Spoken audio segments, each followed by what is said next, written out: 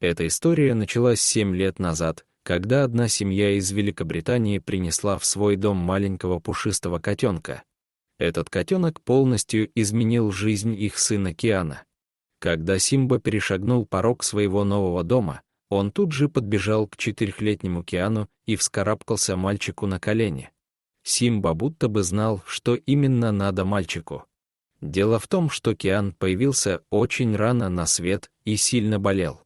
У него аутизм, синдром вторичного иммунодефицита, дегенеративные кости и мягкие ткани, рассказывает Бекки Грин, мама Киана.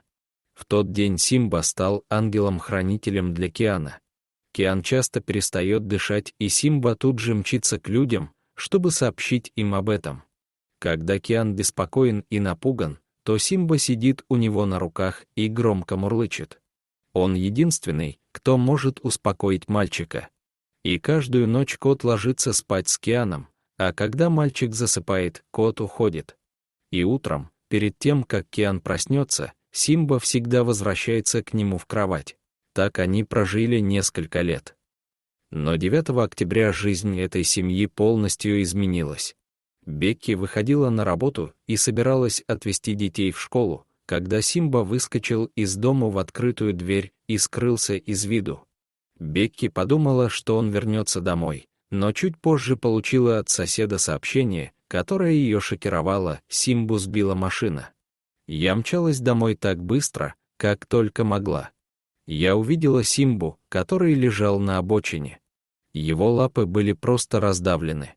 Я аккуратно подняла его и дала своей маме, которая сидела на пассажирском сиденье.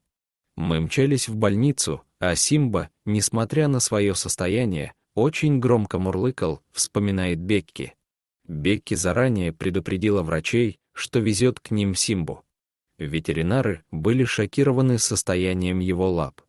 Но самое главное, его внутренние органы не пострадали. К сожалению, в этой больнице не могли помочь. Здесь нужны были особые специалисты, и Бекки отправилась в клинику Куинс в Кембридже. «Усыпите его и заведите нового кота». Такими словами встретили Симбу опытные специалисты. Они не видели целесообразности в сложнейших операциях. Услышав это, Киан упал на пол и начал биться в истерике.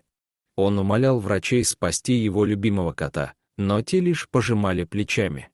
Симба, видя, что его мальчику плохо, собрал все свои силы и с помощью задних лапок подполз к своему хозяину. Он терся о лицо мальчик и громко мурлыкал. Его не интересовали его сломанные лапы и жуткая боль.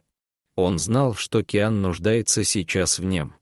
«Это был самый душераздирающий момент в моей жизни», — говорит Бекки. Медсестра, которая наблюдала за всем этим, посоветовала Бекки связать с доктором Наэлом Фицпатриком, ортопедом-ветеринаром мирового класса.